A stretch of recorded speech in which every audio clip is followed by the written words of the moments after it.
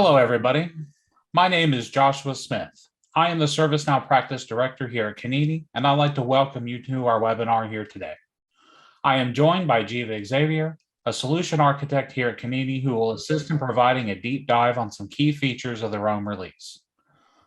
ServiceNow's latest release brings innovative features and enhancements designed for how business operates today in today's new era.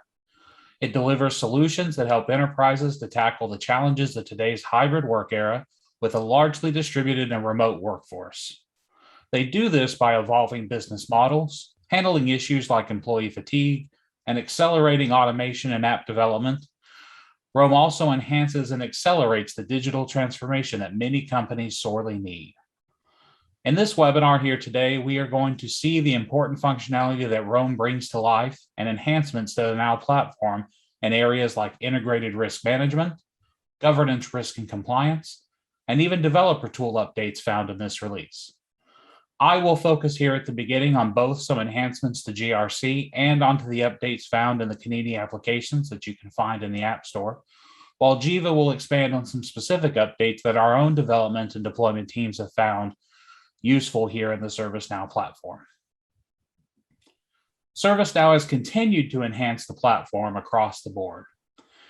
The focus today will be from the perspective of GRC. What we've seen across the board here is some role-based workplaces. Now, these workspaces are something that you might have seen within the agent workspace or other places within the tool.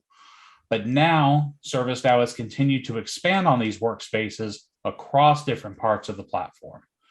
These allow you to centrally manage based on which role you are, the work that you have coming in, the dashboards and visibility you need to complete the work, and even just bringing the information to your fingertips. The ServiceNow platform is best whenever it works as a centralized system of action. You put the right information from all the different tools in your environment that are doing what it needs to do in order to allow you to enhance what it is that you're completing for the business. There are specific things within privacy management and business continuity management as well. Inside these areas, you're going to see the ability to manage privacy risk and compliance in real time. You can now centrally maintain your regulations, discover where your sensitive data is stored, and even continuously monitor for compliance, drive smart automation, and make informed decisions to build trust. Again, ServiceNow works best when it's that centralized system of action. So gathering all of your information into one spot and then making smart or even automated decisions will drive your business forward. There's also some continuing work around business continuity management. You can plan, exercise, and recover from business disruptions. Many companies have suffered some type of crisis over the last couple of years due to COVID-19 and the real realities that brings to it. This allows you to track disaster events around the world or to your own business operations, send communications before, during, and after events, and then also integrate with other communication tools so that your enterprise stays up to date and ready to face the different pieces that you see. There is also further enhancements to vulnerability response. Application vulnerability response enhancements include centralizing visibility into your vulnerability exposure across applications and infrastructure. There's further enhancements to Microsoft Defender threat and vulnerability integration. You also see some direct integrations with things like Tenable, and also able to leverage the findings and within vulnerability response. All of these things speak very well to our own applications and automation features that we have out there in today's environment. KANINI has published several applications across the vulnerability landscape to allow us to better kind of serve our end customers. We have things like a Sonar Cube Spoke, vulnerability integrations for things like Fortify and Veracode, again, really underscoring ServiceNow's system of action capability. I'm a real big proponent of single pane of glass approach, and this allows us to do this in a very unique, centralized way to better provide support to our end customers.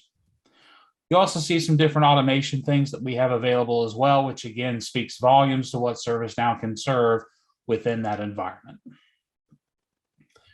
Beyond what you have in terms of the automation and vulnerability apps, Jiva will join me here in jumping into a little bit more of a deeper dive of some of the different areas of the tool that we've seen from a developer standpoint. The Rome release brings a whole lot of different things to the table in terms of usability, in terms of thinking about the end user, again, in terms of centralizing and giving you that single pane of glass approach. So Jiva, we'll go ahead and show you a few things and then jump in from there. Thank you, Josh. So we will now go through the ServiceNow platform features. In Rome, ServiceNow has introduced a lot of features on various platform components like Flow Designer or Mobile App Studio or App Engine, etc. So in this session, we are going to focus on these three features with a quick demonstration. So the first one is on the error handler in Flow Designer and Mobile App Builder, and then Toolbar Configuration in Workspace Chat. So let me first talk about the error handler in Flow Designer. So currently in workflow or in Flow Designer, when a runtime error occurs, right? So there is no way to define what should happen when an error occurs. The workflow will be in workflow will stuck in the error state, and the only way is to either to restart the workflow or we need to do some manual changes. But in Rome version, ServiceNow has introduced this feature where we can define what action we need to take when there is some error happen in a Flow Designer. So let's quickly see the demonstration of this.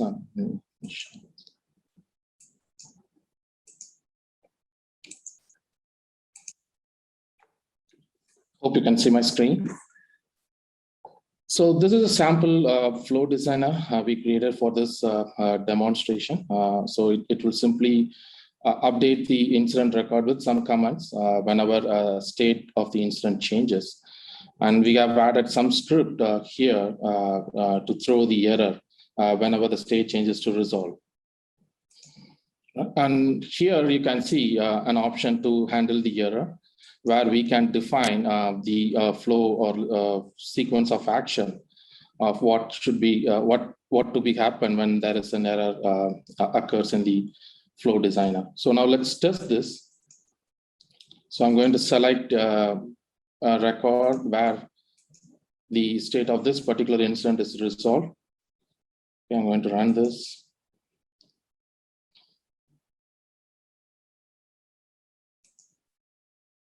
Okay, so here you can see, so if there is no error handler, then you will see the status error, but now it is completed and the status error caught, and you can see the flow for error handler triggers, and it creates a task.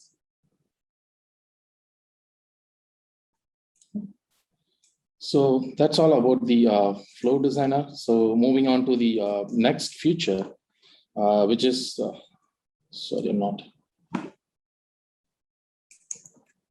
Okay. So the next feature is on the Mobile App Builder. So currently we are all working on the Mobile Studio, right, to build, configure the screens and other mobile app configuration. But now ServiceNow replaces that Mobile App Studio with the Mobile App Builder. It's a newer version with new UI. It's easy to use compared to Mobile App Studio. But if you see the background or the tables, all the framework remains the same. So we don't need to do any migration or any changes to move to the Mobile App Builder.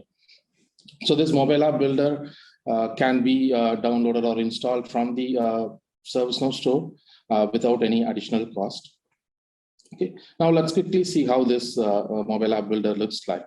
So this is a home screen where you can select the scope of the application on which you are going to do the mobile app configuration. And here we have a lot of options like, so the mobile app configuration, okay, where we can see the list of mobile apps already available. So if you want to modify anything, you can modify it, or you can also create a new mobile app config, either in no mobile app or mobile agent. And this is a configuration page where you can do all the configuration. You can add a new navigation these are the list of navigation available, and if you want, you can also create new navigation. And this will list down all the configuration option in a hierarchical structure.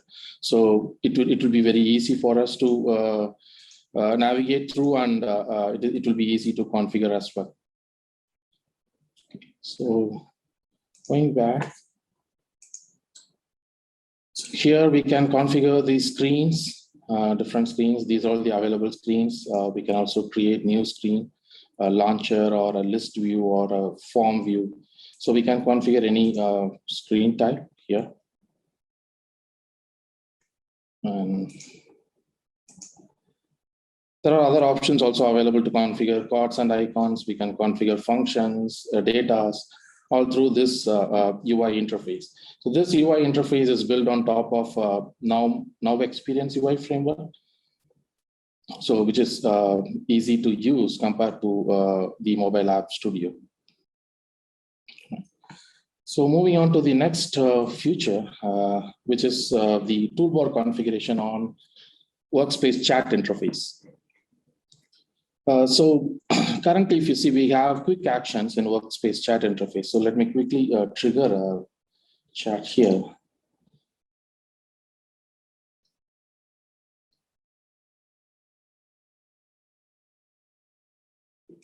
So I just triggered a chat here, and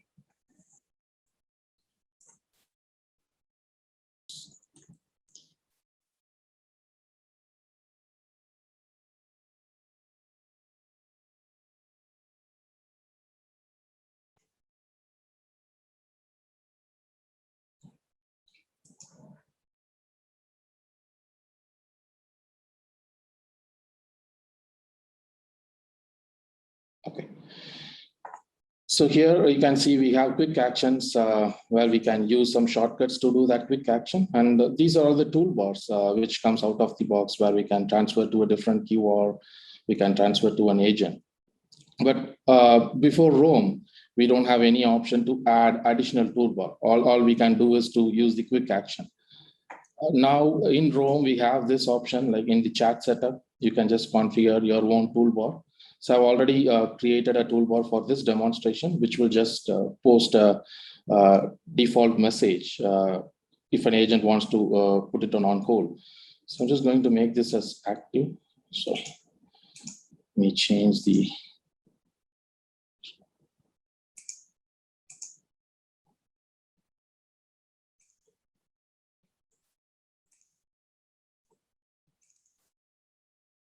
So I'm going to make this as active.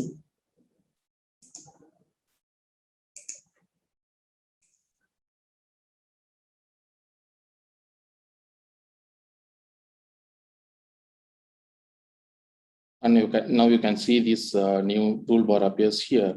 You can just click on it. It will post the message, and that's it. So whatever we can do it in the quick action, we can convert that as a toolbar. We just need to select this quick action from here. We can create a new toolbar, select the quick action, what needs to be done, and then that's it. We have some other parameters, like whether we need to apply this for a private chat or apply to all groups. So we can do all these configurations here. So that's all for today. So if you have any questions, please feel free to ask. Okay, thank you, Jiva. I think what you've seen here today gives us a good idea of some of the different platform features that got upgraded here in Roam. You see some different GRC enhancements to Roam, and you also see what it does to our vulnerability dashboards. What I'd like to do now is open up into a Q&A session to allow for any final questions or anything from there, and then that'll conclude today's webinar. So a question here for Jiva is, can we trigger error handler for specific activities or exceptions? No, currently we don't have that option. So the entire flow design, wherever the error happens, that will be handled by the error handler flow. So we don't have any option to specifically design the error handler for any particular activity. Thank you, Jiva. Any other questions? Can we build mobile apps for a custom application?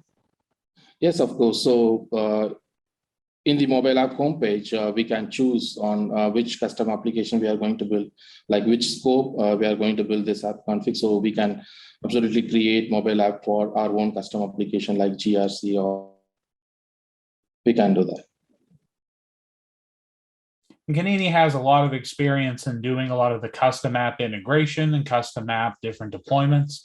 So if you have any questions or concerns around that, let us know. We'll be happy to talk you further offline.